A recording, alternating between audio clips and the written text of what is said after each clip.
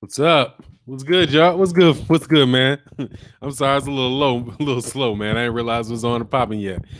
Chilling, man. What's good, Denard Reed? Sit up here and talk free for an afternoon. Black Ham, dog. I just sent you that. Black Ham, check out your email, man. You can hop on. I did it now. I just went on ahead and did it on the one with the Google Hangouts. Man, appreciate that, Melvin Jackson. What's going on, Brent? Jerk's in the house. BF TB Boxing. Life is good over here, man. Just, about to talk it up a little something, man. Dana Jones say you staying busy. Yeah, man. I try to stay busy, man. I got shit else to do. I guess. Hey, man, if I run around in the streets, man, I'm gonna really have some problems. What's good, 1-2? What's good, Think Tank? El Fenici. What's good? Wife just wrecked the car, dog. Damn. I hope she's all right. This week been hectic. I got pulled over by the police. Then this. Hey, man, that's a tough day, man. But hey, you know what? Hard times means you got some good ones coming. You know what I mean? Weather the hard times, man. The good ones will come. I'm going to try to see if Black Ham TV can jump on. 1-2. I'm doing real well. I'm looking forward to this fight, man. Oh, Beverly Ross, my Clarissa Shields fan. Absolutely. I really like Clarissa Shields. I like her attitude a lot. She's saying she ain't trying to be Miss Cutesy and show her backside and all that stuff. She said she don't want to know. Oh, she's funny, man. Yeah, I like her a lot. I like how she told Layla Ali, don't act like you crazy. I'll bash you. Because she's a real fighter, and I ain't too convinced about Layla Ali. Gang was good, Sal. Beverly Rose, she called out Layla. Well, she didn't call her out. She just said that she responded to what Layla Ali said about her. Layla Ali said something to the effect of, whatever, she would beat her or something. And, Clarissa Shields was like, look, you can put on a pair of gloves now. Don't act. Don't act like you can't. So, she said, I always been respectful of her, but, let's get real with it. And I mean, honestly, man, I think the same thing, man. Boxing for Layla Ali was, I mean, it was a profession for a little while, but it's not like she put her whole life into the whole length of her life in there, like Clarissa Shields did. So, she probably needs to keep Layla. She needs to keep Clarissa Shields out of her mouth. Dana Jones, what's up with these wrenches? Oh man, we be slapping people with them wrenches. We got to keep the trolls out, man. It's a non-troll zone. Non-troll zone. El Fenici, gang popping these haters. Yeah, pretty much. Beverly Rose, hey, how do you think the boxing world would treat a female version of Floyd? Smart defensive boxers opposed to the brawl style? I think we have one. I think you have one right now. And God, Doug, what is her name? I can't believe I'm forgetting her name. Out of the Netherlands. Chicken fight, man.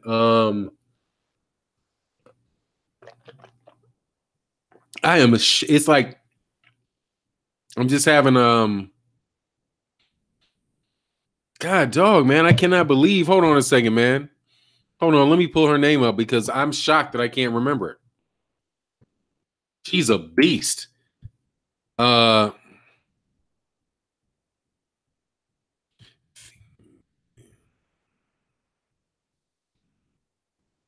I gotta look her up because I feel like terrible that I can't remember it. God, dog, how can I not remember her name? This is terrible.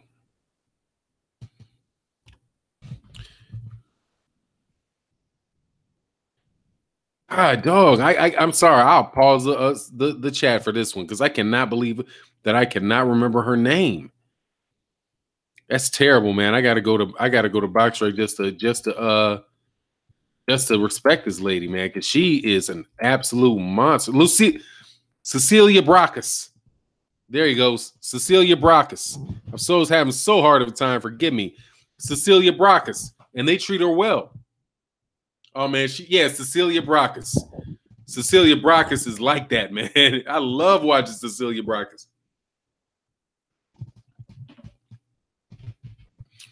Yep. And I think that's the thing. I mean, in the Netherlands or whatever, she's treated real well. But she's huge. I mean, the MMA women get better, but yeah, man, I love watching Cecilia Braekhus.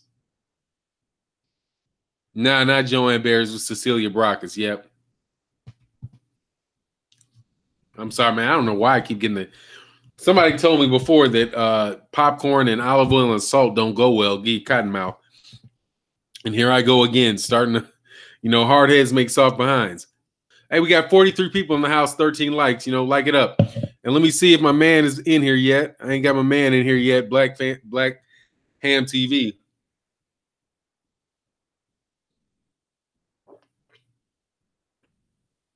Reggie the Tree. How do you feel about Contender Show back in the day? Should there be more shows and tournaments like that? I thought it was pretty cool. I mean, it's always good to have more boxing on TV, provided it's it's good. It's good real boxing. It's not just what is this K2 versus Jack? What's the dude KS versus whatever this dude's name is, Jake Paul, something like that. As long as it's not that. She's not a defensive fighter. Is that what you're saying? Hold on. Who's not a defensive fighter? Cecilia Braekhus has very good defense, from what I can see. I mean, she hits you too, but she didn't have like a tremendous knockout percentage. But let me make sure. Yeah, Fanon, how do you feel about Contender Show? Yeah, I'm down with the Contender Show. I ain't no problems with it. All right, cool. I'm trying to catch back up. What's up? What's good, KO? Chilling, man.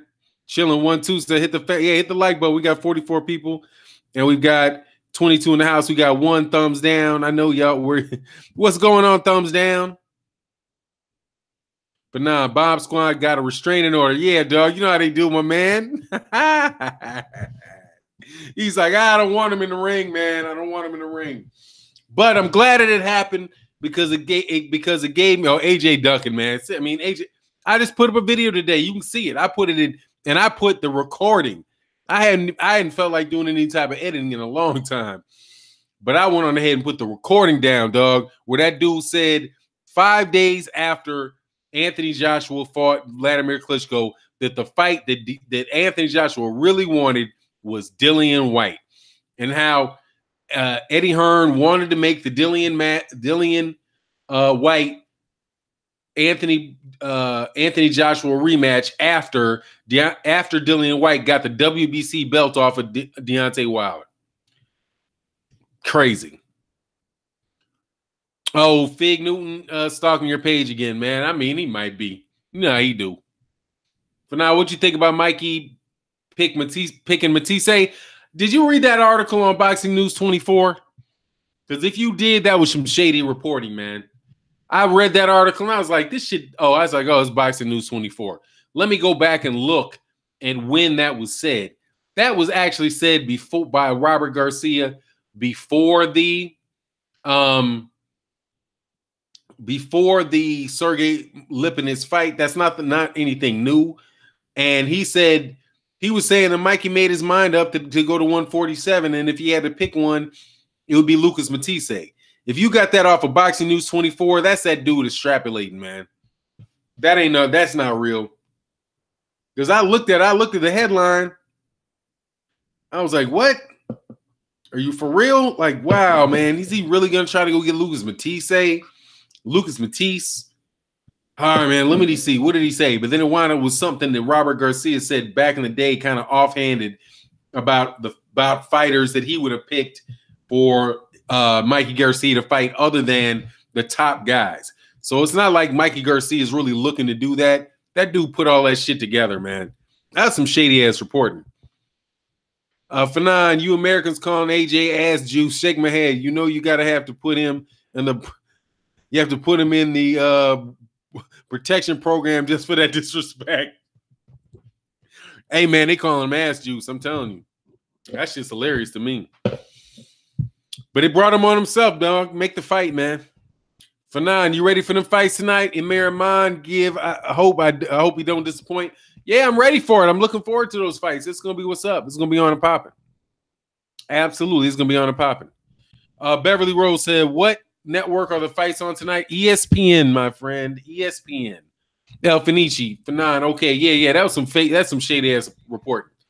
Because I was on top of it. Like I was like, man, really? Because I'm just like, damn, is this gonna be something I'm gonna have to say something bad about Mikey Garcia about?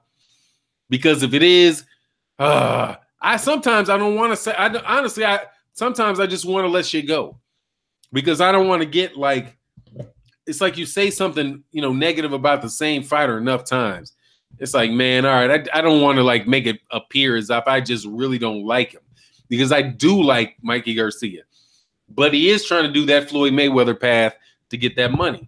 And if he had taken a Lucas Matisse fight, I'd have been like, man, come on. You're going to try to get a belt up there at 147 pounds with the WBA regular? Definitely count. You definitely clowning. But fortunately, that wasn't the case. Do them like Bill Cosby pouring in pudding. Oh, man, that's fun. What do you think about Ryan Garcia's latest clips, etc.? The dude is either super enthusiastic or he's on something, but I like his hunger. I mean, he's talking big stuff, man. He's talking big stuff, man. Oh, we got my man here, man. I can see him on the thing already. Yeah. What's good, man? Can you hear me?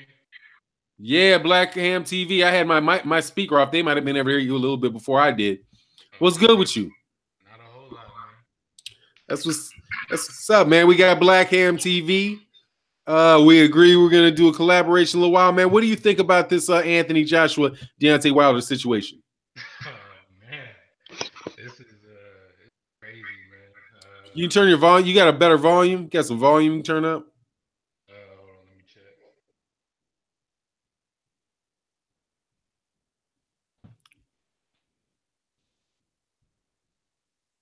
Yeah, Fanon. Oh, the truth, Fanon. Who's fighting tonight? Emiri Mom versus Jose Ramirez. They're fighting for, I believe it's the WBC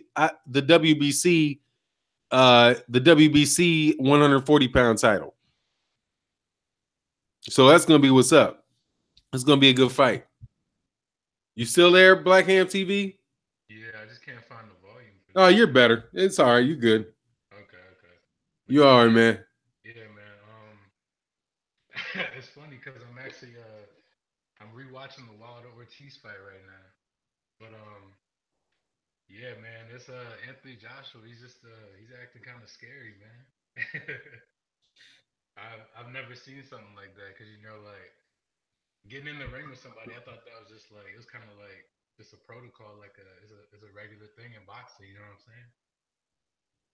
Like yeah. Andre Ward and Kovalev, they got in the ring before they fought. I know y'all remember that. Like you were saying, I listened to your other video. Klitschko was in the ring with Joshua before they fought, and so on and so forth, man. So like, I don't know. He's being a little crazy to me because it sounds like it's the right thing to do, and you want to put like as much build behind the fight as possible, and saying that. All right. Go ahead. My bad. Hey man, I'm sorry, man. We got a bunch of people saying they can't hear you. So that's cool. Let's try to do it like this, man. Do you have are you on your phone? No, I'm on my computer actually. Okay, and you have your internal volume? Yeah. I'm on a wireless headset right now. Oh, okay. But you don't have a Should I just use my laptop? What do you say? Should I just try to use my laptop speaker? That might work, or you can go if you got Windows, you can go to like audio system and turn your mic up. Okay, yeah, hold on, give me a second.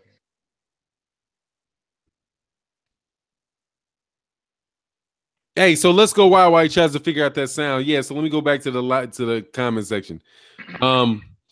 Fanon, so AJ won't let Wilder in the ring. He should show up at the final press conference and weigh in and yell "Bomb Squad" loud as hell, and then just stare at AJ in a haunting look and walk out. I'm gonna tell you the best thing he could do. I agree with that. Be it there, do what you got to do, but also just get in the ring. Get in the ring and try to make them cats force him from staying in the ring and make a big spectacle and have a bunch of cameras around him. Joshua, this is Lewis Latimer. Joseph up there imitating Wilder and talking about ramming his jab down his throat, but scared to face him face to face. Yeah, he's full of it, dog. He looks straight shook, man. Yeah, he's shook for sure. Yeah, for real. That's LJ. Absolutely, man. They do. He does, man. Jaguar pause. Testing for Wilder is just to say on this track. And if Joshua calls, then it's good. Otherwise, no kissing ass. Let me see. Testing for Wilder is to just say stay. Oh, it's just the best thing for Wilder is just to say on this track. If Joshua calls him, then it's good. Otherwise, no kissing ass.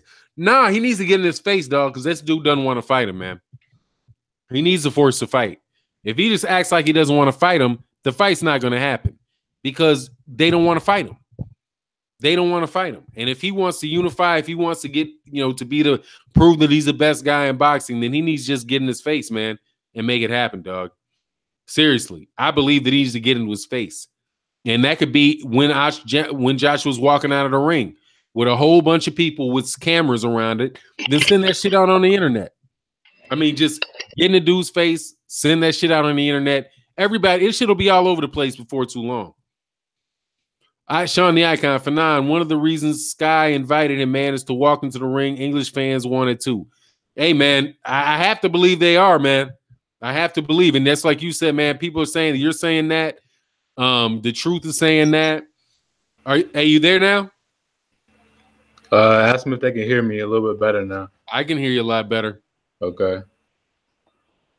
Can you guys hear Black Ham TV better? Can Imam win tonight? Yeah, he can win tonight, man. But I'm thinking, I don't know why I'm picking on Jose Ramirez. Probably just because he's undefeated. He's the guy that they think is going to be the big draw. And oh, yep, great. You're a lot easier to hear now. So, okay. Hey, give me your thoughts on. We can walk back and give me your thoughts on Anthony Joshua, or actually tell people a little bit about yourself, man. What you want them to know, nothing else. Yeah. So I mean, I've been watching this channel for a little bit. I follow some other channels. I live on the East Coast, the DMV area. But yeah, it's my first time on here. I don't have a boxing channel or anything, but I just thought I wanted to hop on here one of these days and chop it up with some of you guys because I know you'll have some good discussions, on boxing. So that's just a little bit about myself, That's what's up. Okay, yo, dog, what's good, man? Shout out in the super chat. KO says Fanon, after Bud Crawford wins a WBO belt and he's able to get away from Top Rank, should there be a welterweight tournament in 2019? Man, I think it would be incredible if they did it, but I don't know if they need to even have it as a tournament. But I don't know who'd be able to organize that. But I would love to see it, man. I think that the World Boxing Super Series had talked about having one, but it was a lot lower level. It was a lot lower level guys than what the PBC has. You know what I mean? But I would love to see it. And the question would be the seating on that.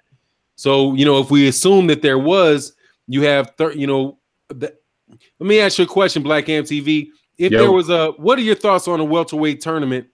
And who do you think are the best dudes at welterweight? And what do you want to see happen at welterweight? And after that, I'll come back to KO's question and lay out what I think, about how that tournament could go about. He said, what do I think about a welterweight tournament? Yeah. Can you see the questions? Okay, yeah, I can see him now. Yeah. So, welterweight tournament, that's something that needs to happen, in my opinion. You got some of the best fighters at 147. Earl Spence, you got Bud Crawford just moving up. You got Keith Thurman, so on and so forth. So that needs to happen because, in my opinion, I think for right now, from what I have to go off of, I would have to say Keith Thurman is the best. 2-belt holder, he's probably got the best resume at 147. But, skill-wise, I think Bud Crawford is the best at 147. So I think that they need to make that happen. I think it's going to come down to Spence and Crawford, if they have it set up that way. If they fight in like the first round or something, it won't be them two in the end. But if they have them on two different sides, then I think it's going to be Spence and Crawford at the end, and that's going to be a hell of a fight. So you would take Spence over Thurman in a fight?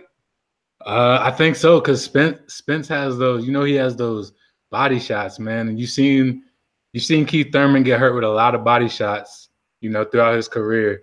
He's never gone down off of one or anything, but he's definitely got hurt to the body. And Spence is not gonna stop those body shots. They're gonna keep coming. He likes to invest in the body early in the fight. So, one thing is like in the Keith Thurman Danny Garcia fight, Keith Thurman did a little more boxing at the end, movement, a lot of movement. If Errol Spence goes to the body early in that fight, that's going to cut down a lot of that movement he was doing in the Danny Garcia fight in the end, in my opinion. So I think that's going to be a key factor in that, just the body shots, the ripping body shots. But I think it's going to be a good fight. It's going to be a close fight, definitely. But I think I see Spence edging that fight. Yeah, I can see that, man. Actually, and I don't even see it as an edge. I think he would stop Keith Thurman. I think he has a very good possibility of stopping Keith Thurman. Ooh. Yeah, I mean, just the way that I see that fight coming up. I mean, I've seen what you're talking about with Luis. I think it was Luis Collazo that hurt. Yeah, it was. Body. Yeah. But I just think that similar to what I see with Anthony Joshua and Deontay Wilder. Mm-hmm.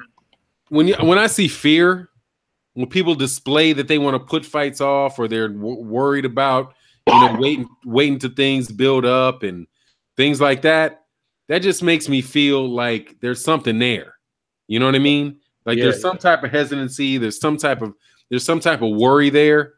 And when there's worry and there's fear, and you got a guy like Errol Spence Jr. who's really going to try to take advantage of that, dude, that could be a real bad recipe. Mr. Ma, shout out in the super chat, man. Much appreciated. So yeah, that's what I would take. Now, let me ask you a question. What do you think about Errol Spence versus Crawford? How do you see that turn out? But first, let me back up. Okay. Before we do that, because we got to get past the Jeff Horn fight, and we'll just throw Jeff Horn in there as part of the tournament. Right. How do you see this Terrence Crawford Jeff Horn fight playing out?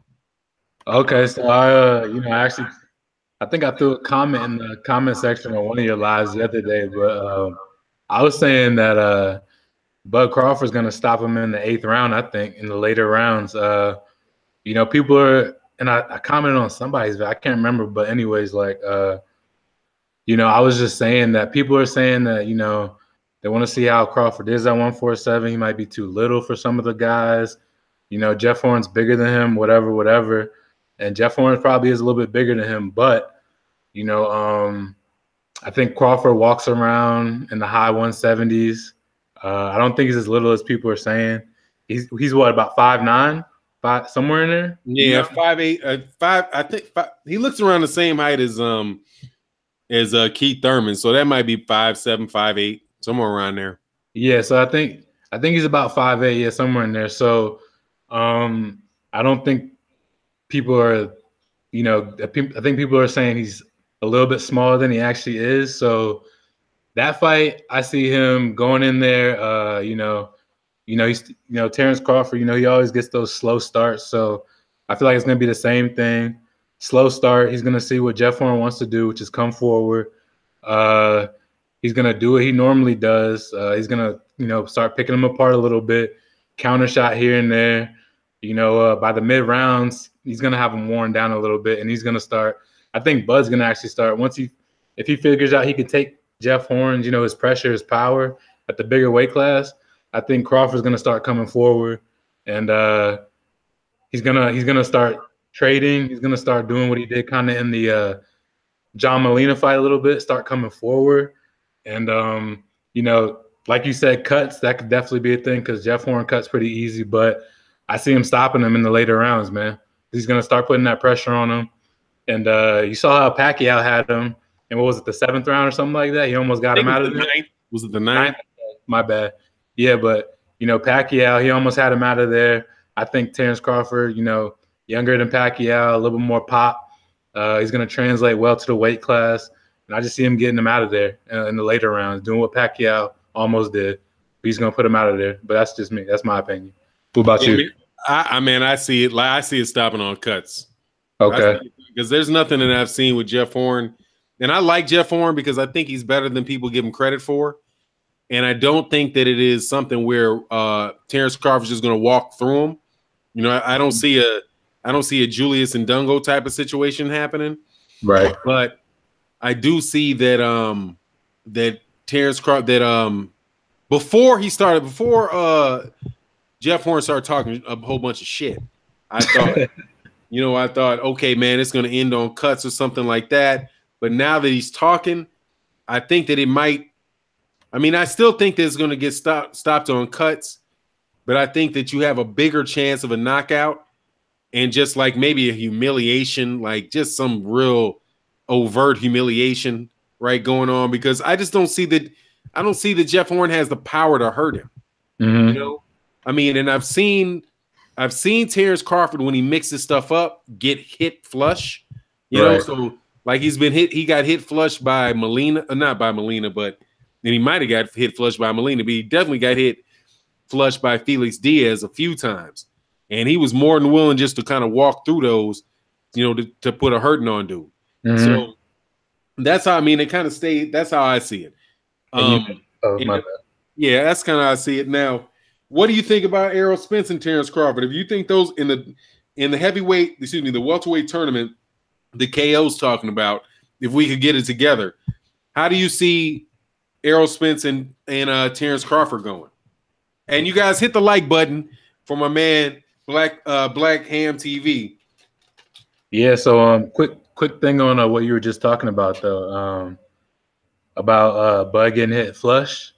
I think what fight he got hurt in? Was it the Hank Lundy fight where he got wobbled?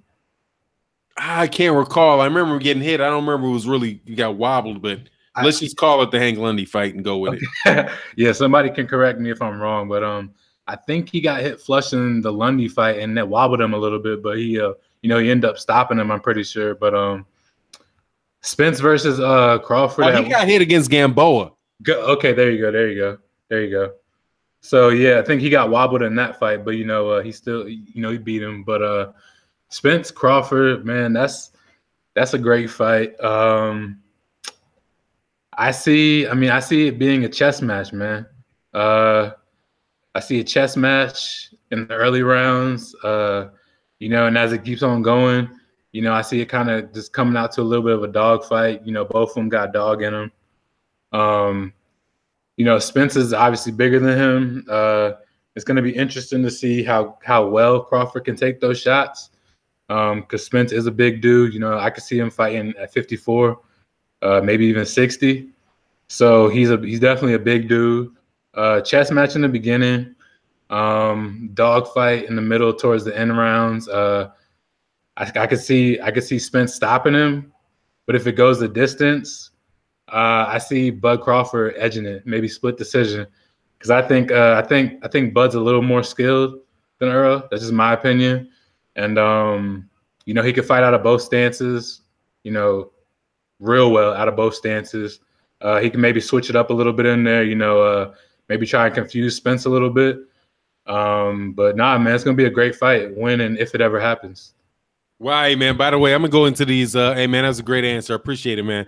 I'm looking into this, into the comment section, and everybody's a whole bunch of like J-Dog and El Fenici. They're like, it was Gamboa hit him. Okay. So yeah, let me try to catch up with these. Let's turn the attention real quick to the comment section. I'm going to try to look for questions. J-Dog says Spence, the accurate puncher at welterweight, including Bud. Yeah, dude is like that. Mark Bennett says, I think Crawford frustrates Horn with his style and cutting him up, and they stop the fight. Raymond Murphy says Bud is real smart and he adapts quickly. Mr. Ma said, I can't hate on that assessment. EJ all day from Dr. Azulgu. And yeah, that's tough on me pronouncing the names, man. I'm terrible. Smash the like buttons, people. Exactly. We got 74 people in the house, 47 likes. Let me back up to see a little bit, man, because I'm going to try to go back. Forgive me. I'm gonna go from where KO, man. Thank you for the super chat, man. Much appreciated. We hoping that answers your question well enough. Shout out to KO for the sizable contribution. That's Lewis Latimer. Absolutely, man. Shout out, man. Much appreciated for the cause. Brad Pearson, man, I really wish I was more informed about what it was going to take for Crawford to end the relationship with Arum. Let me ask. I can answer the question basically. He's either got to set it out or he's got to buy his way out. You know, he's got to set it out or buy his way out. And pretty soon, it's not going to be Arum. It's going to be Todd DeBuff, man, because dude's 86 years old. I don't know how involved he is on the day-to-day stuff. But, you know, like Sean the Icon said, Fanon James Prince may be the way to get Bud out of Top Rank. Yeah, that's some no dirty shit. Or somebody closely associated with Don King. Because, man, I think there's some stuff going on behind all that. That's more by things a little more heavy than the pen, if you get what I mean. Lewis Latimer said, I can't wait to see how Bud performs at 147, but I have to because Top Rank don't ever want to promote his fights out there. Nah, man, he's the workhorse for Top Rank. He's second fiddle. Maurice McElroy, Keith moving alone would give Errol Spence problems for a little while till he tires down and gets beat up and stopped. But that's my viewpoint on it. Going to the body is Spence's forte, but he did show a little more in that Lamont Peterson. Once he got Lamont Peterson hurt, he started feeling a little free. You know what I mean? Fanon, everyone acts like Mark Bennett. Deontay Wilder should go in Anthony Joshua's hometown of Watford with the camera and ask if they see Joshua. Just start showing up where he's trying to agitate Joshua. Maybe he'll make the fight. Hey, you know, I'll stop right there. My thought on it is he should just try to get in the ring. Period. Just get in the ring. As soon as that fight's over, run up in there. Be like, hey, in the middle of the interview, or have a bunch of people around him. What are your thoughts on that, Black Ham TV? Oh, my bad. Can you repeat? What were you talking about? My bad. Oh, that's all right. What do you think that Deontay Wilder needs to do in order to make the fight with Anthony Joshua? Should he go into the ring? Should he, you know, just what are your thoughts? I mean, we don't have the answers for sure, but you know, what hits your head on that? I mean, like you said, get in the ring, plain and simple. Like he said, you know, after he said, or I think it's before or after the fight, you know, he was saying if he can't, I think he said it on First Take actually, or something, but he was like, you know, if I can't get him out of there, just saying it, like getting him into the ring, the fans are going to smoke him out. So boxing fans who want to see the fight, we have to keep pushing it. He should definitely get in the ring. Like, and I said in the comment too, I was like, Wilder, he's 6'7", however much he weighs. Like, I don't think any man is gonna stop him from getting in the ring. Like, you know what I mean? He's a giant. So I think he should definitely get in the ring. He's gonna call another good fight, like he did. I think he was there with the Klitschko fight. He's gonna call another good fight, and he has to get in the ring, man. I mean, he's calling the fight for who? I think for Sky Sports, he's commentating. Oh, that's the ticket right there. Yeah, so that's just say some offhanded shit on camera. Be like, hey, I'd love to get in the, but he don't want to see me. Oh, I want the fight. Oh, yeah. He just need a clown on. He needs a clown during the commentary, dog. Yeah.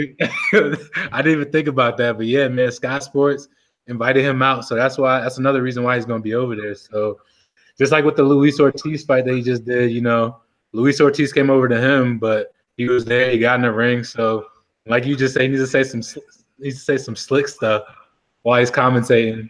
You know, like I would have done this, I would have knocked him out right there, you know, stuff like that. Maybe talk a little bit of trash. And then, yeah, get in the ring after the fight no matter what, man. I don't think anybody's going to stop him from getting in the ring, like physically. I say get in the ring, push the fight, man. We all want to see it. No more excuses like he was saying. Both get in the ring, see who's the best. And that's that, man. I mean. Yeah, at the press conference isn't as good because there's not as many people to see the press conference. Right. But on the real though, man, a lot of people get their boxing news off of YouTube, and that's why I'm like, look, man, fuck it. I'll just make I'll make a whole bunch of videos on that, man, and just keep trying to push it, man. Shout out to the cats in the LDBC too for keeping it hot and keeping the pressure on people. Let me run back, keep running down these comments. So Eric Stinson, for 9, everyone acts like Keith Thurman can't punch hard. I don't think Errol had ever felt the power in a real fight, not a sparring match. Keith Thurman has not been one time in a while, Aaron. He ain't been one time in a while. He's kind of like a bunch of times now. No, I'm just serious.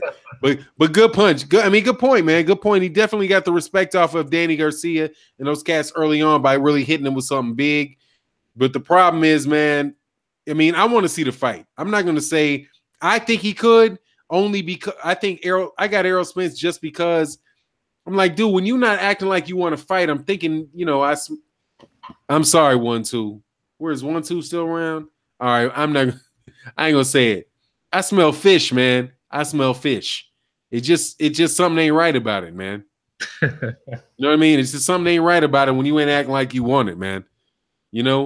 Tony Styles says, Fanon, abdominal crunches, abdominal work increases your punch resistance to the body. Yeah, well, they need to get on it though, dog. Julius Ndungo damn sure needs to do that.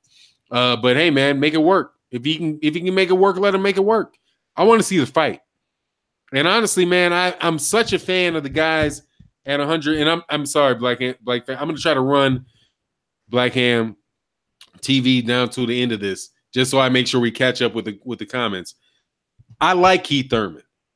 I like Anthony Joshua. I like Vasily Lomachenko. But I love boxing. And I want to see great fights. And I want to see the best man win. And the best man can't win if the best man doesn't get the fight. So my beef with Keith Thurman is that the best man is Errol Spence. And we know it. Because he already beat Keith Thurman at least we believe it. We already know Keith Thurman is the better man in the boxing ring than Danny Garcia.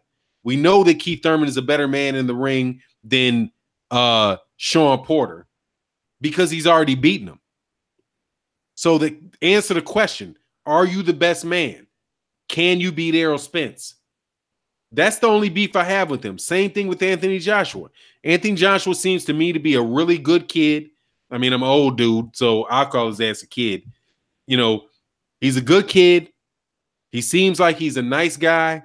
He's definitely dedicated himself to his craft, and he's done the things necessary to get himself in the position that he's in.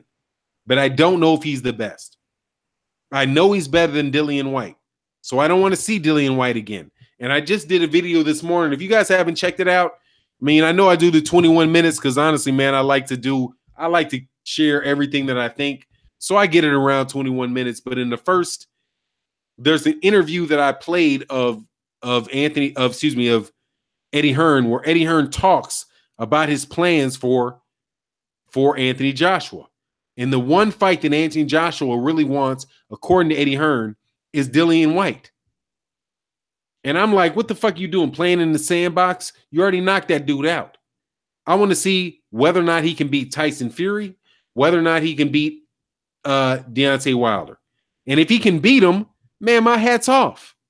I'm not going to cry. I'm not going to cry if Deontay Wilder can't beat him. I'm not going to cry if Tyson Fury can't beat him. But I will never know if they don't fight. You know what I mean? I just don't want to see that type of shit go off, man. So that's where I'm saying when you talk about Keith Thurman and people acting like Errol Spence has never felt that power, people want to see it. And then if Keith Thurman walked in and knocked out Errol Spence Jr. inside of a minute, then people like, God dog, man, damn shit, he is the truth. That is one time shit. You saw that one time, didn't you? But if his ass gets folded like some fucking hot laundry, then people are going to be like, that's why his ass didn't want to fight him. And Errol Spence is the truth. You know what I mean? It's going to be one time or it's going to be the truth. But you got to figure out in the ring what it is.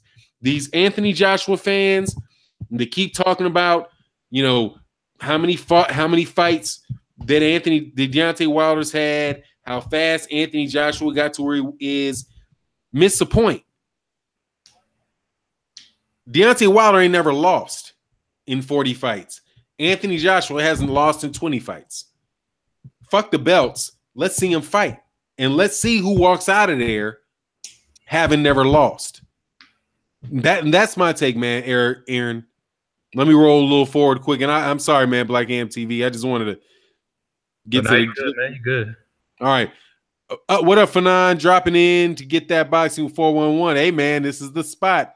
Along with several other, LDBC. Well, I'm not LDBC, but a lot of them cats, man. I'm. The more I get to know them, the more I love them. Aaron Stinson. Okay, I say we'll see. I haven't seen Crawford take a welterweight punch in a real fight yet. I want to make an opinion after the third round. Fair enough. All right, I'm just gonna look for some more Fanons, and we're gonna move towards the end. If you guys have a question for Fanon or Black Am TV, just put it in caps so we make sure we don't miss it. LJ, that's what Floyd did. He spent $500K to get out of his contract. I think it was $700K. But I'm with you. All right, Fanon, the Don, you think Fanon, you think if Spence versus Crawford fight happens before Keith Thurman, anybody, will the winner be the number one welterweight? Hey, do you understand that question, Black Ham TV? What do you say? Can you repeat it? Hey, do you think if Spence versus Crawford happens before Keith Thurman does, that the winner will be the number one welterweight? So can basically what he's asking is, can Errol Spence fight Keith Terrence Crawford and become the top welterweight without fighting Keith Thurman? Man, I mean, it all depends. I guess it just depends on who you think the best is, man, at that division. You know what I'm saying? Like, I think he could. I think Bud is. I think he's a little bit better than Thurman overall, skill wise and everything. But he hasn't fought yet at 47. Like I was saying before, Keith Thurman's got a few good fights at 47. He's got the Danny Garcia, Sean Porter fight. 2 really good fighters. So it just depends on who you think is the best.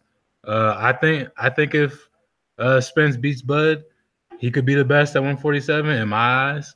But somebody else might not think that, because they might think, because of Keith Thurman's resume, 2 belt holder, everything else, that he might be the best right now. So they might say all roads lead through Keith Thurman to be the best at welterweight. But I guess it's just a matter of opinion who you think is the best. Hey, fair answer. My thought is this.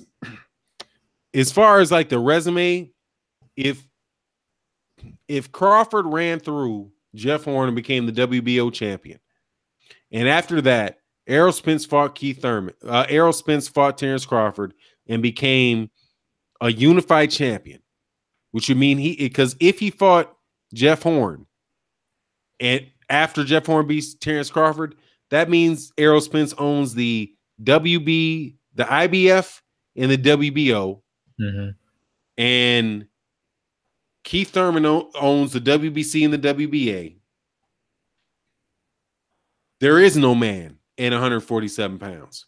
But Errol Spence Jr. has a better resume. Because in my opinion, because right now, their resume is about the same. Mm-hmm. Kell Brook and Lamont Peterson, to me, Kell Brook and Lamont Peterson equals Danny Garcia, Sean Porter, and Luis Collazo. And really, you can take Luis Collazo the fuck up out of there and just say the two and say Kell Brook and Lamont Peterson equal Sean Porter. It's actually better now I think about it. Sean Porter and Danny Garcia, because Errol Spence beat Kell Brook, who beat Sean Porter and beat him easy. Beat him easy. Quite honestly, Kell Brook beat him easier than as easy, if not easier, than Keith Thurman beat him. And then Lamont Peterson and Danny Garcia are what and what. Because I think Lamont Peterson beat Danny Garcia. So really, you got 2 guys, and I'm talking about resume. I'm not talking about what happens when they're in the ring. But you got the 2 top guys that Errol Spence have beaten are better than the 2 top guys that Keith Thurman beat. Because the number one guy, which is Sean Porter, the number one guy on Keith Thurman's resume has got to be Sean Porter. Kell Brook has got to be the number one guy on Errol Spence's resume, and Errol Spence beat Sean Porter. So that's the number one guy is better over on the Errol Spence side. Then the number two guy is Lamont Peterson, and the number two guy over on Keith Thurman is Danny Garcia. And a whole bunch of people think that Lamont Peterson beat Danny Garcia. I'm one of those people. Yeah, exactly. And I'm one of those people too. So right about now, Errol Spence Jr. has a better resume than him. If you add Terrence Crawford to that shit and the WBO belt, Keith Thurman's looking like a duck artist if he don't fight. But it would be a beautiful thing to see.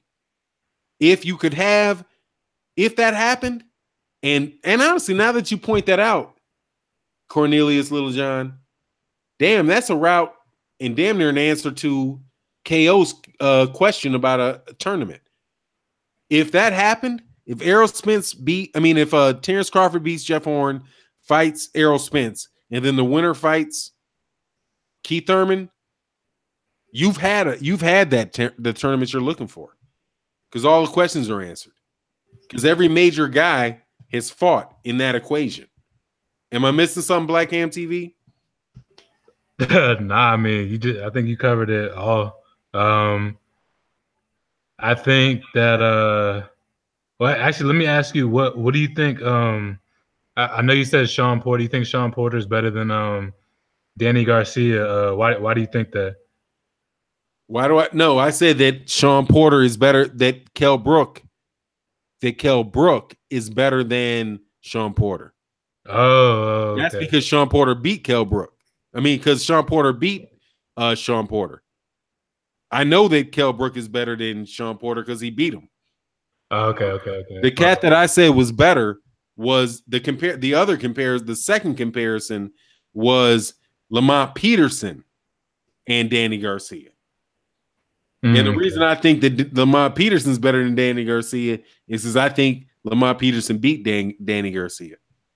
Okay. Hey, we got a $5 super chat. My man, Reggie the Tree. What up, brothers? Question. How would Meldrick Taylor and Julio Cesar Chavez affect? God dang, dog. You asking some PhD level questions, Reggie the Tree. How would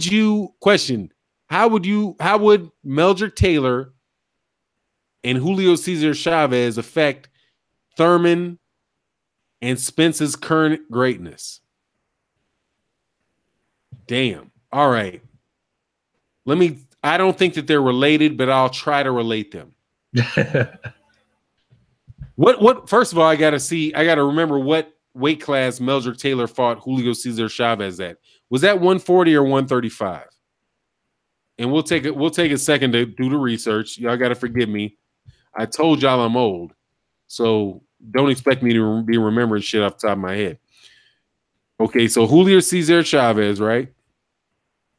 Oh, I'll do Meldrick Taylor because it's easier to spell. Meldrick Taylor box strike. Let me see what weight class this was in. Because that was the fight where cats were just fucking bombing. One of the most brutal fights ever. Okay. All right. He lost to Julio Cesar Chavez in 1994 at super lightweight, so that's 140 pounds. All right. So, how would it affect it? Man, I'm sorry. I'm trying to get back to my page, analytics page. Oh, not that one. This one. All right, cool. All right, so how would it affect it? Well, number one is if Errol Spence is beating the dog shit out of Julio Cesar Chavez, and Thurman turns it around at the very last second to stop him, hey, man, that shit would be basically the same thing. But I don't know if it has any effect on it, man. I can't see what type of effect it would have on their greatness.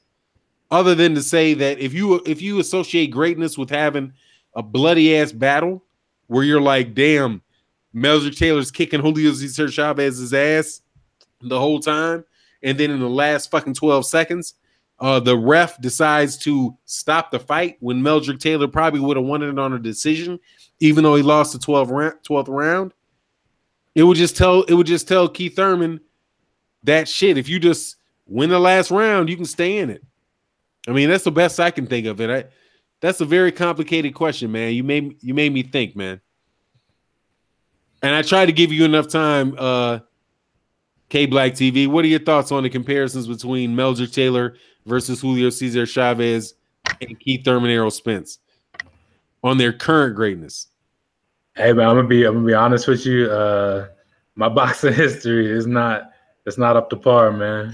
That's all right, man. Don't worry about it. Meldrick Taylor, I'll do an abstract for you. Okay. Meldrick Taylor and Julio Cesar Chavez fought. Julio Cesar Chavez was considered one of the greatest Mexican fighters ever. He's one of the greatest lightweights ever. And Meldrick Taylor was an up-and-coming fighter who could box and who could slug. Meldrick Taylor was beating Julio Cesar Chavez convincingly through the whole fight. I can't remember if it was 15 rounds or if it was 12, but at the last minute, the last round, Julio Cesar Chavez got Meldrick Taylor in a ton of trouble, and the ref stopped the fight in the last round, which gave the win to Julio Cesar Chavez by TKO in the last round. And if Meldrick Taylor had just made it through the fight, he would have won it on a decision.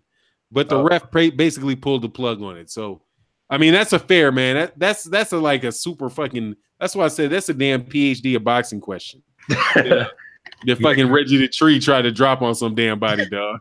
Yeah, because I know who Chavez is, obviously, but like Meldrick Taylor, I had no idea. No, Meldrick Taylor's a dude who used to like to slug. He would box. He could box. He was a very solid boxer, but he made a mistake of trying to exchange with Julio Cesar Chavez and fight Julio Cesar Chavez's game in the last round of that fight instead of just cruising, staying away, and winning a decision. He decided to fight it out.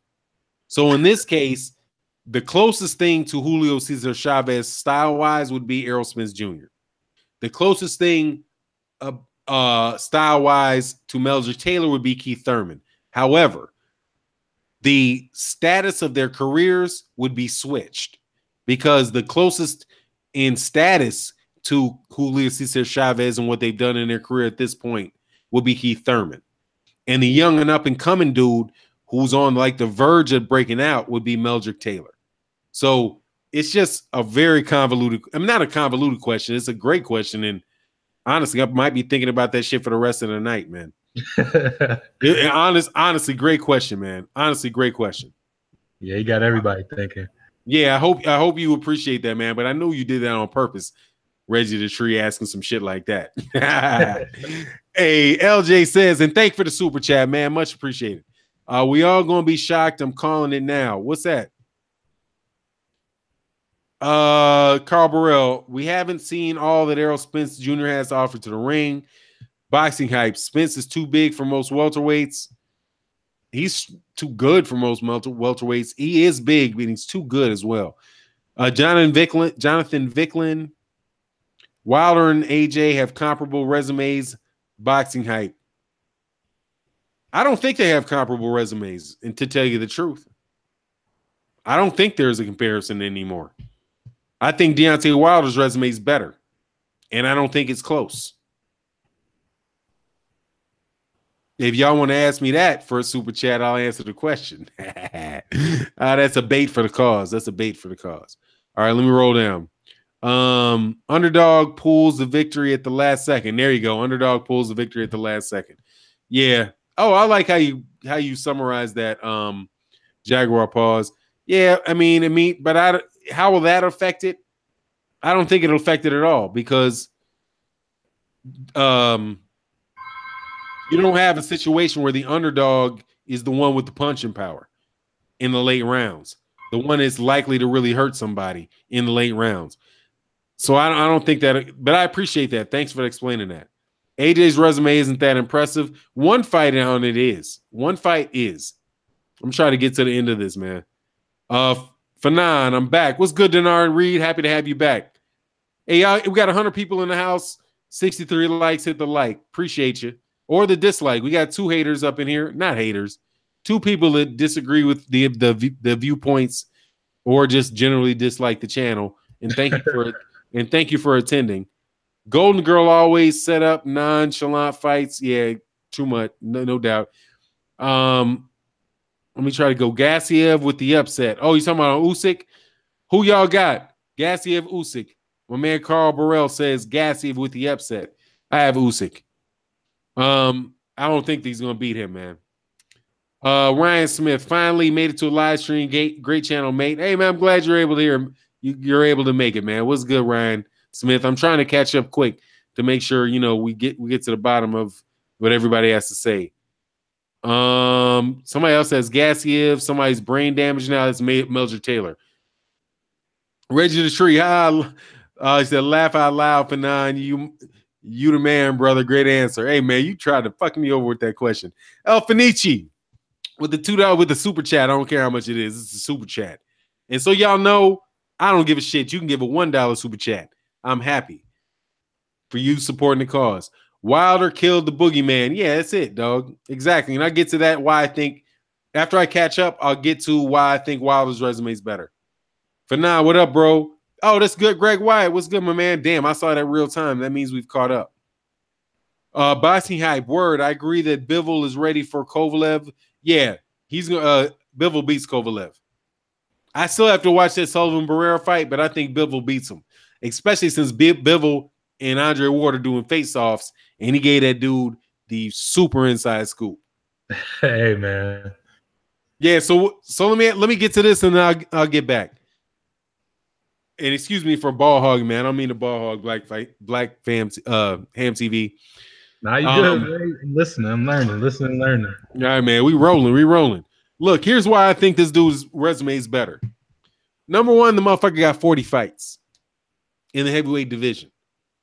That's twice as many times to get in the ring and not lose as Anthony Joshua has. People always look and say, like, for example, in life like this, have you ever heard somebody say, look how much this person has accomplished, and he's only 22 years old, right? You'll see the shit on Forbes. You'll see it all over the place. They'll say, look how much money, he's a millionaire, and he's only 28 years old. As if it's a given that you're going to continue to grow and that you're going to continue to be successful. It's not. Biggie Smalls, in my mind, this is my personal example. I had 2 of my boys, and I told this on other streams. I went to law school at Howard University, go Bison in this month. It was 1996. It was me, 2 of my boys. We walked onto a campus, and at the time, I was driving like this Mazda RX-7. Like, my brother gave the shit to me, man. My brother was rolling at the time, gave me a Mazda RX-7. So I was like, shit, feeling like I was I was the shit. We pull up on Howard's campus, and who was walking out of the and it was during homecoming week, right? They had like a fashion show. Howard has a fashion show for homecoming. And so we're trying to find a place to park. And who walks out in maybe it was 1995, but it was Biggie and Tupac. Not Tupac. Biggie and Puff Daddy. Y'all call him P. Diddy. I still think Puff Daddy. Because he went to school at Howard. He went to undergrad with the cats that I was hanging out with. I'm pretty much the same age as Sean Puffy Combs. Sean Puffy Combs went to Howard for 1 year. Then he dropped out. He went to go work in New York in the music industry, right? So I'm sitting there with 2 of my boys. Sean Puffy Combs and Biggie are walking across Howard's campus. But we're in a nice car, and dude looks at us like, Biggie kind of turns his head and looks like, not at us, but like, what kind of car is that? And then he just moves on with a little flock of girls, right? So we're sitting there like, damn, man, that's P. Diddy. And now my other dude is like, we know him. Dude was here as a freshman. He just fucking left. You know, it was like 5 years later. Fast forward. Sean Puffy Combs is rolling. No doubt about it. Biggie's dead in the motherfucker. And been dead for damn near 20 years. If you would have asked me at that moment in time who I'd rather have been, would you rather be Biggie Smalls or one of the dudes who were the two dudes who were with me? One dude wound up being the mayor of Washington, D.C. and is now dating a billionaire. The other one was an agent for William Morris Talent Agency, represented Tyler Perry for years, and owns a movie production company that won an Oscar putting out Fences with Denzel Washington. 15 years later. So life isn't always about what you're doing when you're real young and getting there quickly. It's about what you do over the length of time. And Sean Puffy Combs lived up, he passed the test of time.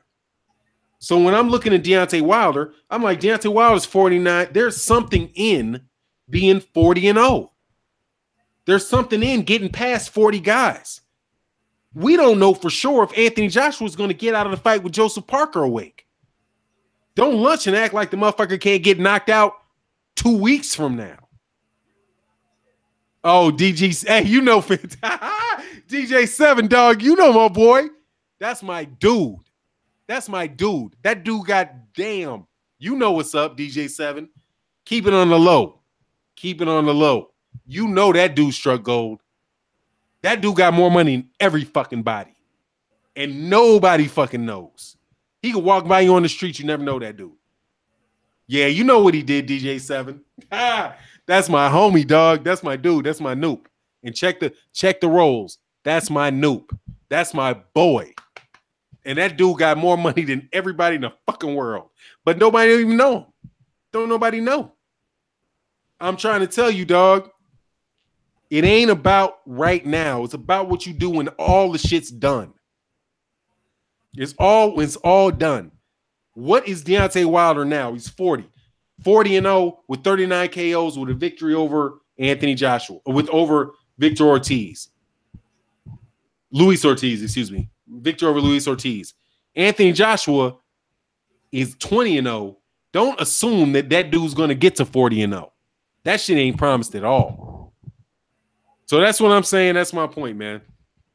But y'all know, hey, dude, you called me out. I got a little too much more detail on that, dog. Hey, but so DJ7, am I bullshitting though? This is my question to DJ7. Am I bullshitting about that dude, Fenty? I need that typed out. Ask if Fanon is lying about Fenty and what the fuck he got going on. And these motherfuckers will never know who he is. And that dude is fucking with some shit that's worth like what? 7-8 billion?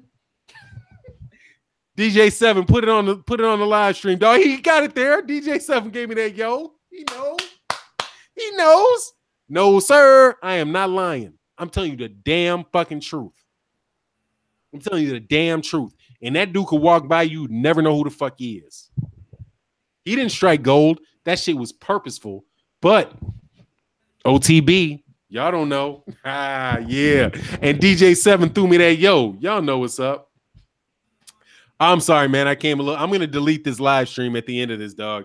DJ7, Fenty did his thing in DC. You fucking right. That motherfucker is Superman. People don't understand that fucking movie, Looking for Superman. That's the cat that fucking did that shit that made that movie, man. People don't know. People don't know. And people don't know the difference between that dude that none of you motherfuckers know and Denzel Washington can get an Oscar for fucking Fences. Yeah, I'm losing them, dog. I don't give a fuck. Goodbye. It is what it is. I'm going to delete it at the end. Sorry, man. All right. Why are you deleting it for nine? Because that's too personal. That's too personal. I don't want you to segment me, dog. There's a reason I don't show my face. All right. Even if you say there's no boxing, there is one goddamn thing he has, and that's only for heavyweight. That's an effing punch of a hell, I tell you. Yeah, dude can throw, dog. For not dropping jewels. I'm just, hey man, honestly, man, I'm just talking. I'm talking a little too much now. What up, Fanon? This is you changed your name, Adonis Cook, to World Breaker Fight Channel. That's what's up, man. Errol Simpson, I figured you good grown man shit. Yeah.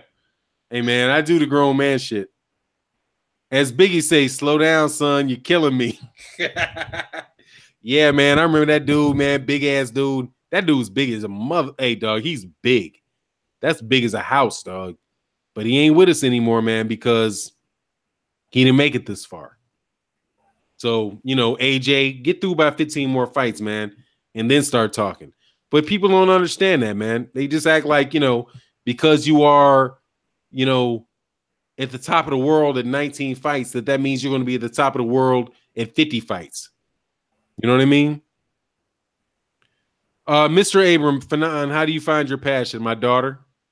And being like having to make sure that I could feed her. Making sure I could feed her, man. That'll make you passionate. Your kid gotta eat. No joke. Ain't nothing more complicated than that, man. My daughter. Before that, I would have been running women till I was 60. You know what I mean? I mean, serious, man. I ain't even bullshit, man. I would just been running women smoking weed. That's what I did. Slept with women, smoked weed, spent money. That was 1990 to 2010. It don't work, man. Eventually that shit gets you. But anyway, man, essentially AJ has to do it again. What he's accomplished up to this point. Exactly. He's got to keep going. Okay, let's get this back on center, man. I talked a little bit outside of boxing for a while. I apologize. The fight may never get done because of negotiations. Hey, do you think that Black Ham TV? What do you think? Do you think it's going to happen? Which fight? The Wilder Joshua fight. Yeah, man. That fight has got to happen, man. In my opinion, it's probably the biggest fight to make right now in boxing, like period. And the heavyweight division has never been like crazy deep. So, there's only so many fighters in the heavyweight division, like top-notch fighters. So, I think that there's nowhere for. Joshua keeps talking about coming here and fighting like Big Baby and like whatever. I think he's just talking, man. If he does that, he lost my respect because it's the biggest fight, so I think it's gonna happen. There's too much money on the table. Eddie Hearn loves his money. So I think it's gonna happen, man. If it's not this year, then early next year. But I'm hoping it happens this year. There's nowhere to run in the heavyweight division, man. Yeah, it's not, man. Hey, I see Daryl Carbon. He said, I know who Fenty is. He was the mayor of DC. He's real close to Obama. He's very pivotal in getting same-sex marriage legalized in the nation's capital.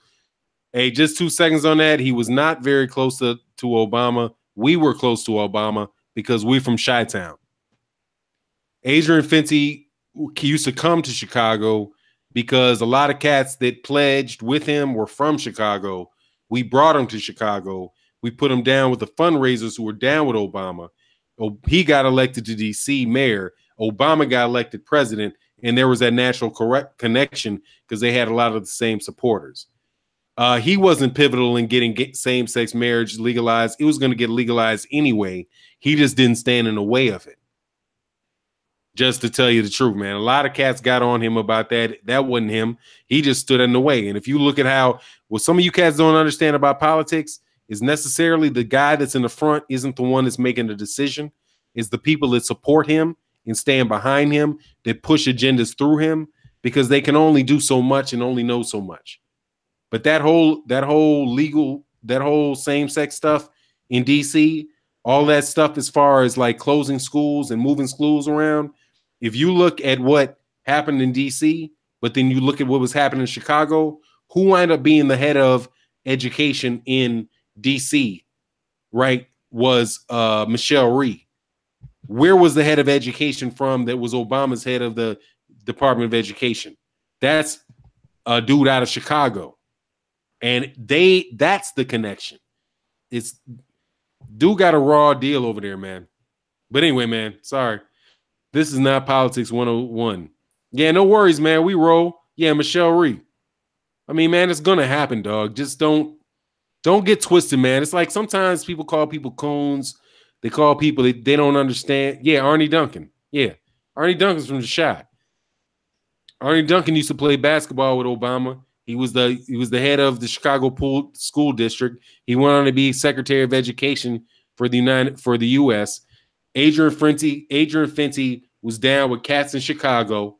Since he was down with cats from Chicago gave him, really got behind him early on. They took care of him, and when he got to be mayor, he connected with when Chicago took over the White House. There was a natural bond there, and that's why to this day that motherfucker walking around dating billionaires, because it's that whole Obama thing, man. And I was there, man. I ain't making the shit up. I know it to be the truth. But that dude he's a real dude, man. He's a real dude. He's a real dude.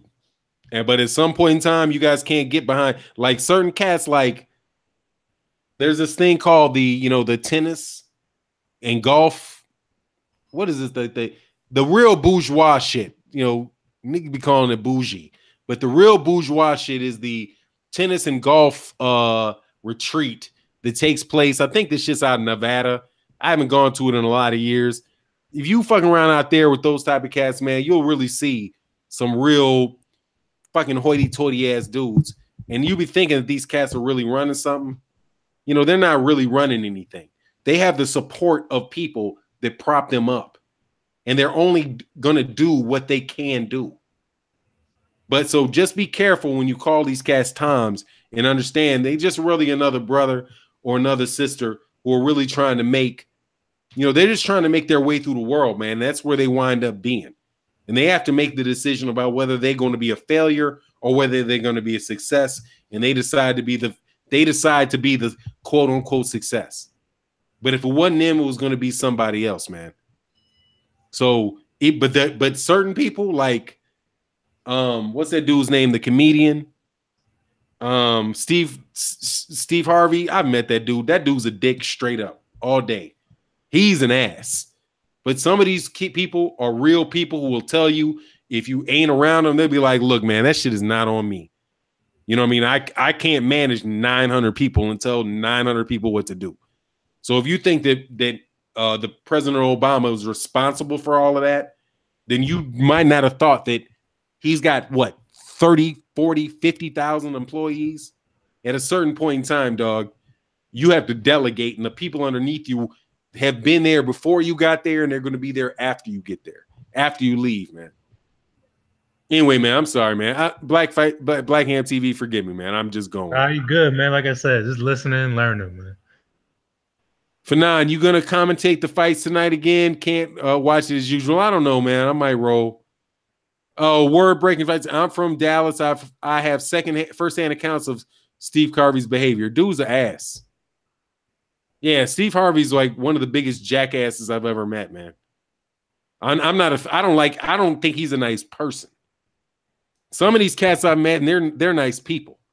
It's just that, hey, man, it is what it is. Fanon, with Joshua's size and power, why does it seem he's still afraid to fight Wilder and let Wilder get close to him in the ring after a fight or debate? Because he doesn't want to fight him. That's my opinion. He don't want to fight him. He doesn't have a plan to fight him. He's got his next 4 or 5 moves planned out, and Wilder ain't one of them. And he's not going to try to stand in the way of what Eddie Hearn wants to do, which is to have Wilder fight Dillian White. That's what Matchroom Boxing wants. They want Wilder versus Dillian White. That's the fight that they're looking for.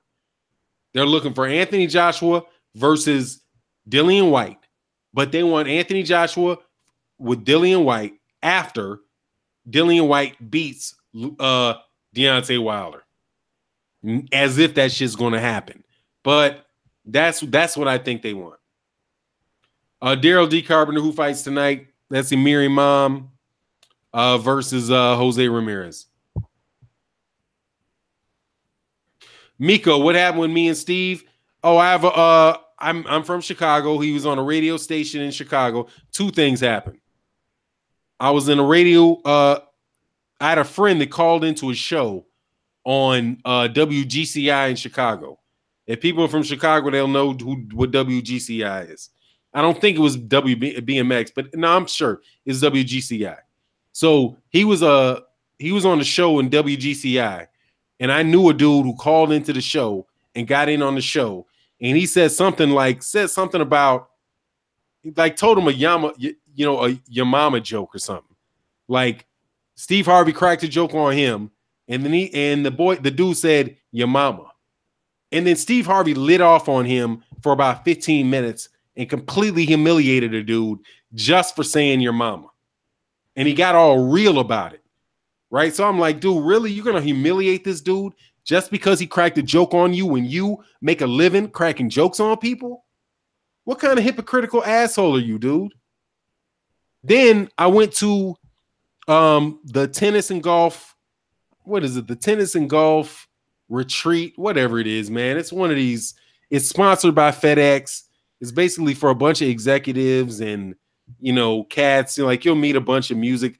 Like, I met India.Arie, Gladys Knight, the cat, cats from the NBA, that type of dude. And he was in there in a bar, and I'm sitting there listening to this dude talk to people as if he was like the beginning and end all to the world. He walks in a room. He's rude to the people walking in the room. He's walking out. He's rude to the people walking out. He just thinks he's just beyond everybody, man. He's just a complete asshole, man. He just has a vibe as an asshole. And I don't say that a lot, man. I met Gladys Knight. Gladys Knight's one of the sweetest people I've ever met. India.Arie couldn't even speak because she was like, her voice was hoarse, right? And she was in the hotel and she had just got done singing. And I guess in between, her voice is so hoarse that she didn't even want to speak, right? So she had people that were talking for her. And I just said, hey, I remember when you were in Atlanta. You're so beautiful. Thank you very much. I love your music. And she just nodded her head, right?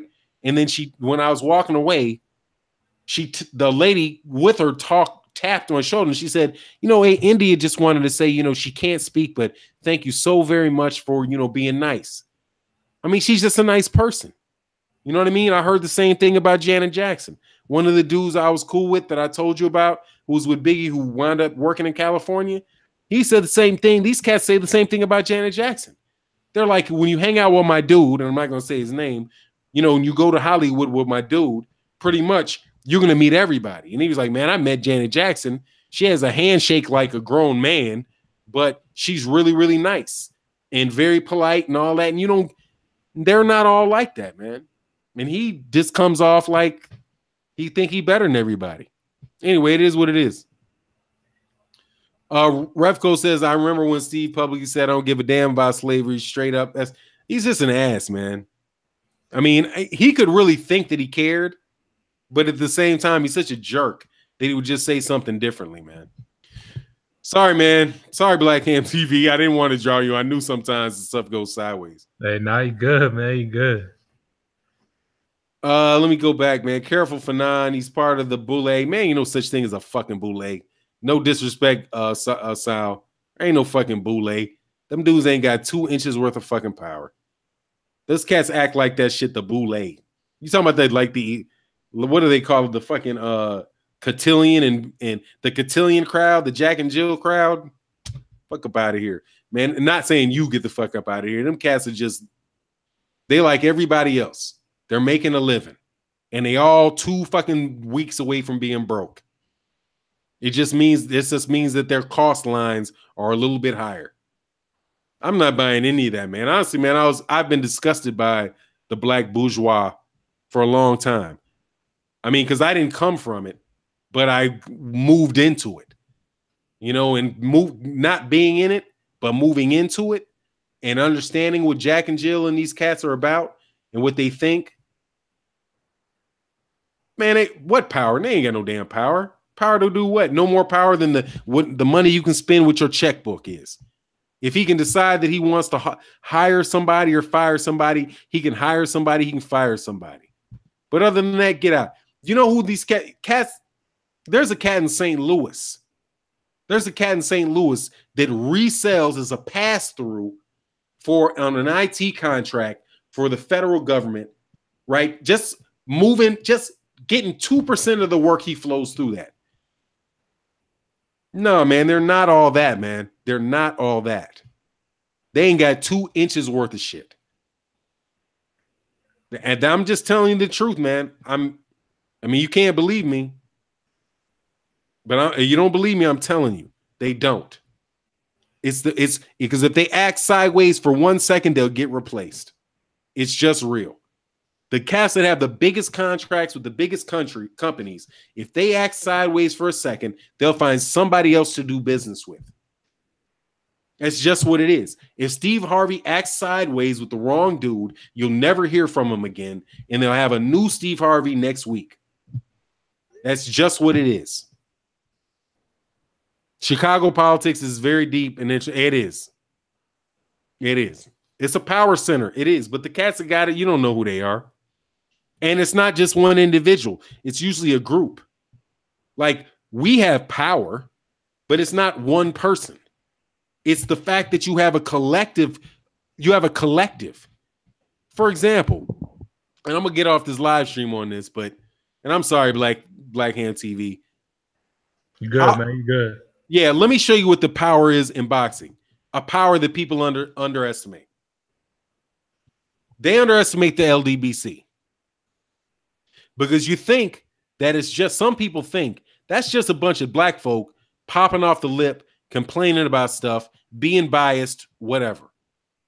But what they do is that those 50 to 60 guys might put out 200 to 250 videos a day about boxers.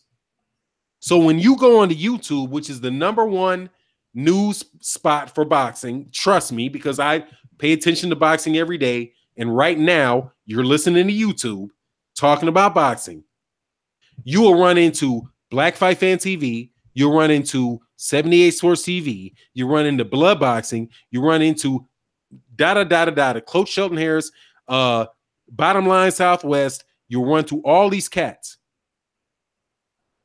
You run into all of them. But you know what they are? Every time you do a search term on somebody, it pops up. And if they want to, they can put 300 to 500 videos out a month on you. That's a freelance marketing department. And that's going to affect the way people view. And the way they think. Just listen to these ignorant ass, these idiots that keep repeating the same shit Eddie Hearn says. Why do you think that Bob Arum cares about the Boxing Writers of America? It's because if they put it out, they figure if they write the article, hundreds of people will see. Well, let me tell you, I know who is the most influential dude on live streams on boxing in America, because I watch him. I'll give you $1 if you tell me if you can tell me who it is. Who has the biggest live streams of anybody talking about boxing? Any individual person. I'll wait for the answer. It's 78 Sports TV. But I say it's 78, ain't it? It's 78. No, hell no. 78 Sports TV. Nope. 78. 78. Yeah, because man. 78 has 500 motherfuckers watching this video at 9 o'clock in the morning. You can look at Boxing Egos. He's got 278. And it's got to the point where Boxing Ego won't even put one on during the same time the 78 Sports TV is doing one. It's not even worth doing one when he's on the air because he got 500 people to jump on like that. It's crazy, ain't it? It's the truth. You know why? He never bought subscribers. And he's got cats that really like him. And people that believe he's got active subscribers. He has subscribers that are going, when he turns in, they're going to watch. They'll be like, fuck, I don't even care. I'm at work. Fuck it. I'll plug in and I'll listen. Am I lying? Nah, man. He said, no, like Boxing Voice. Jonathan Vickler, I'm sorry. Jonathan says Boxing Voice does. No, they're half of him. They're half of him. Watch his shit. They're half. I'm not talking about, he's got 45,000 subscribers, 46,000 subscribers. I guarantee you, dog, that's 47,000 real subscribers. Those are people that listen to him. Tales of, what is it? Like Tales of a Hustler. I'm being real. And I'm being real on my channel because I don't want everyone to act like I'm riding on the dude. I did a video with him and I fucking jumped up 2,000 subscribers. Just off fucking with the dude. It is what it is. But that is where people don't recognize that is real power on his channel, dog. I'm just telling you the truth. I'm not making up the numbers. You can go look. Next live stream that he does, look at his live stream numbers. And then you look at Boxing, and no disrespect to Boxing Ego, look at Boxing Ego's numbers. He's twice as big on half the subscribers. That tells you. Boxing Ego has subscribers, but they're not as engaged. They're 1/4 of as engaged as the ones that are on 78 Sports TV. That's because that dude tells the truth. And I'm not trying to be about, I mean, shit, I could say that my shit's the best, but it ain't. I'm saying it ain't. I mean, I enjoy it. Shit's just not. I mean, it is what it is. Yo, for 9. What up? You see what the Timmy dude said in the comment section? No, what'd he say? He said Ego went from 200 to 40K in 24 hours. Oh, yeah.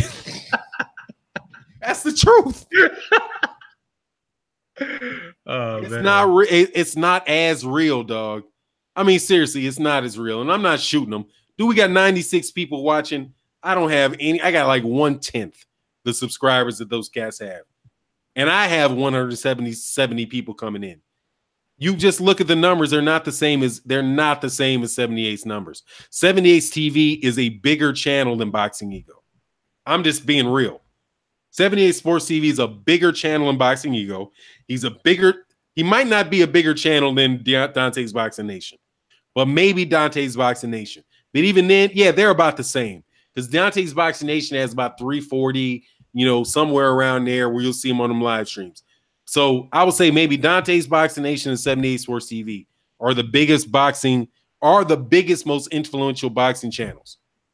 They're way bigger than Montero. They're bigger than Top Rank. They're bigger than, I would suspect they're bigger than the PBC.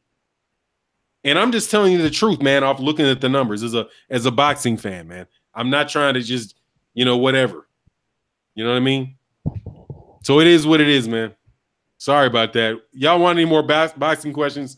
Because like I said, this shit will not be up, but for about 15 minutes after this motherfucker's over. Oh, yeah, the truth said Fanon the best newcomer, though. Hey, I appreciate you, dog. I'll take Rookie of the Year, dog. I'll take Rookie of the Year, dog, but I'm just being real, man. I want the truth to be out there. That's why motherfuckers be like, you part of the LDBC. No, I'm not. But I will point you in the direction of cats and tell you honestly what's popping off, dog. Oh, I'm sorry. Montero should have more viewers for the content he provides. He's not talking about shit people want to hear, dog. I mean, that's crazy. I was like, Montero, how the fuck did I get bigger than Mike Montero? I mean, that shit makes no sense to me. I mean, it doesn't make sense, man. I mean, I'll take I'll take it. Shit, fuck it. But on the real, I mean, man, I'm just going to do what I got to do. And we got to just grow a community on the real. But it is what it is, man. I'm sorry. Any more questions for Black Ham TV? Because I'm in fuck, I don't even know. I can't tell how long this is. Yeah, I don't even see the time up here. Yeah. Somebody let me know how long it is. Fanon, exactly, Fanon. You're that up-and-comer with the talent to make it big one day. Yeah, man. Hey, subscribe and like, dog. Subscribe and like. We all good, though, man. I'm just trying to tell you how it is, though. How T.I. is. In my opinion, I could be wrong, but I don't think I am. Oh, thank you, The Truth. Appreciate that, man. Aaron Simpson. Fanon, don't even wait that long. Someone is going to forward it to their account and immediately erase it. It's the second you end this. I don't care. I mean, they can do that. I just get rid of it because I just don't want it. I just don't want it on there. I don't think there's, any violation or whatever. But it is what it is, man. I mean, you want to record that shit, record it. Don't give a fuck. I mean, you can go ahead. 58 minutes. I mean, I'm telling the truth. That's the beauty of it. You can't get in no trouble with telling the truth. For now, I'm a cold 6-man. Yeah. Oh, I'm a cold 6. Exactly. That's why I come out there Jamal Crawford style, dog. For now, you're the ones to provide the business. Hey, I appreciate that, man. Oh, for now, I'm gonna have to put you on the hot seat. Hey, dog, ain't no hot seat for me. I jump out the fuck. You put me on the hot seat, I'm gonna say you win and goodbye. Sorry, man. DBN has one of the most boring Dante's Boxing Nation. Oh man, I like Dante's Boxing Nation. Maybe on it, man. It is what it is, though, man. So let me get some more questions on boxing, and I got to jump out of here. Oh yeah, Louis Latimer. I feel you on that. We got any more questions? If not, I'm gonna thank the super chats. Black Ham TV. Is there any time? I'm sorry for going off for a while, man. You got to forgive me, man. Nah, you good, man. You good. All right. Any more questions? If not, I'm gonna roll out. I might be back later on today. Pasha Blaine, that video you had done on Gervonta Davis is one that brought me in. Spoke with some real shit. Yeah, man. Cass didn't like that one, but hey, it is what it is. For now, when you're gonna have some trainer and boxers on, Dana Jones. I actually interviewed Regis Porgray last week. So I had him. Man. That was a good interview. Oh man, it was fun, man. That's a nice dude, man. So what do you want to see, Black Ham TV? If you can make the rest of the year the way that you want to make it, what would you be, man? What are the fights that you'd want to see? How if it was like, yeah, you get my question. Like the biggest fights I want to see. Yeah, like what are the biggest fights you want to see? Well, obviously, I want to see Deontay versus AJ. I want to see Tyson Fury get back in the ring if he can get it together. Maybe see him fight Ortiz or one of the other top guys, or maybe just like a tune-up, maybe like a Dillian White or something, and then get in there with one of the bigger dudes. So I want to see that. I want to see Kovalev and Bivol. I want to see that fight. I think that's a good fight. Not sure who wins that. I want to see Mikey Garcia up at 147 with some big fights. I want to see Lomachenko Linares fight.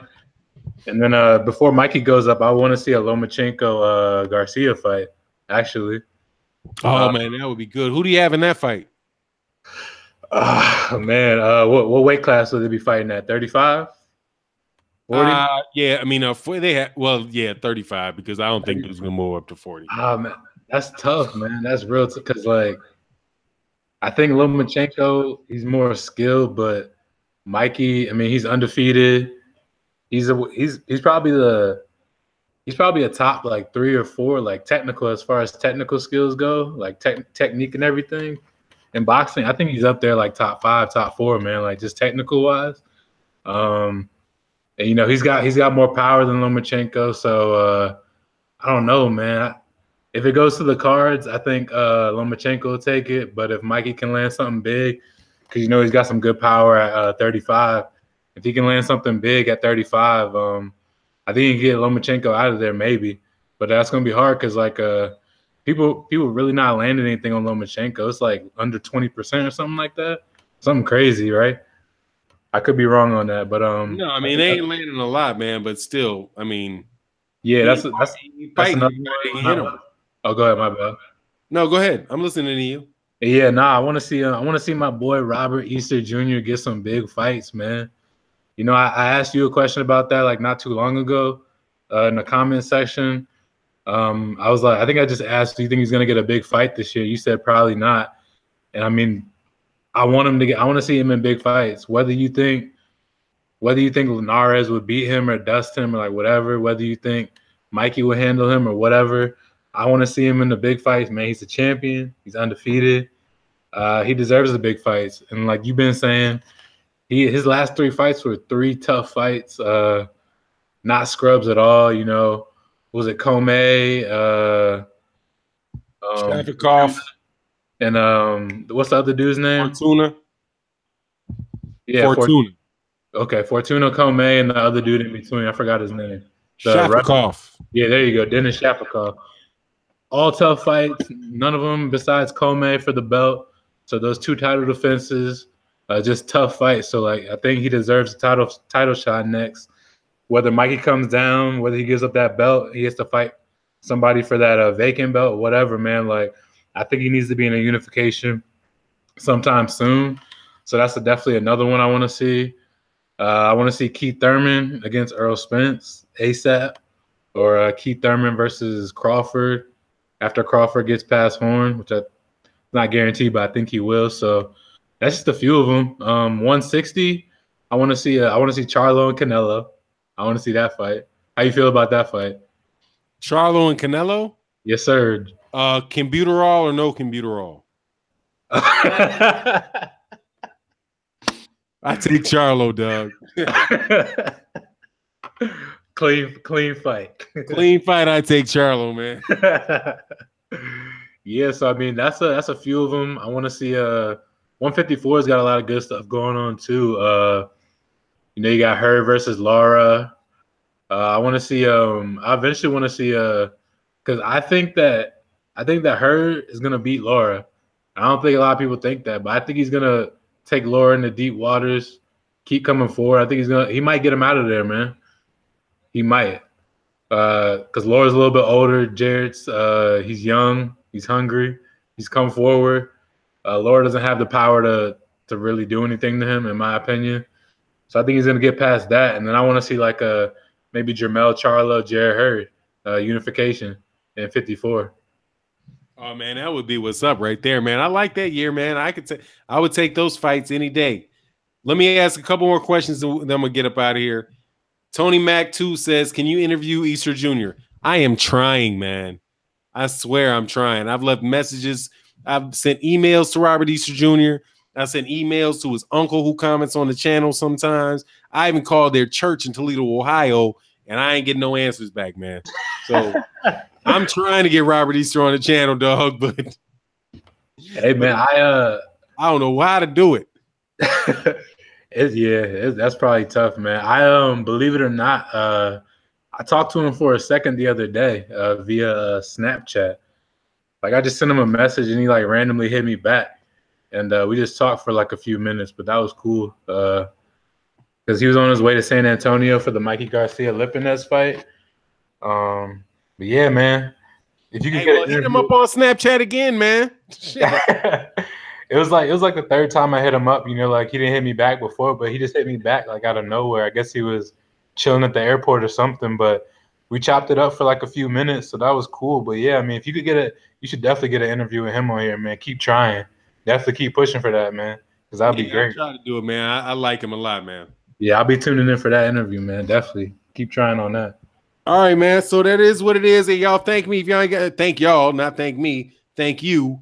Hey, man, much shout out to the super chats, everybody that donated to the channel. I can't see it because I'm on this Google Hangouts view because I wanted my man Black Am TV to be on here. Thank you guys very much. And about to be out, man. Thanks, Black Am TV. I'm glad we were able to do it. Hold on, let me see something more. Mr. Eber, for 9, are fighters too lazy these days?